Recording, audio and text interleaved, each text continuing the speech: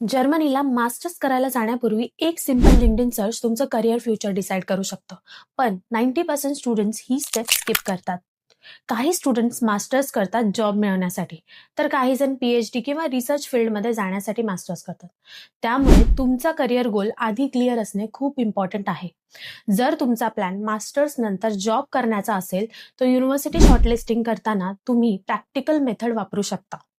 लिंक्डइनवर त्या युनिव्हर्सिटीचे नाव सर्च करा. पीपल सेक्शनमध्ये जाऊन आपल्या देशातील स्टुडंट शोधा जे तिथे शिकले आहेत. त्यांनी कोर्स कंप्लीट करायला किती टाइम घेतला ते पहा. स्टडी दरम्यान त्यांना वर्किंग स्टुडंट किंवा जॉब किंवा इंटर्नशिप मिळाली आहे का ते चेक करा.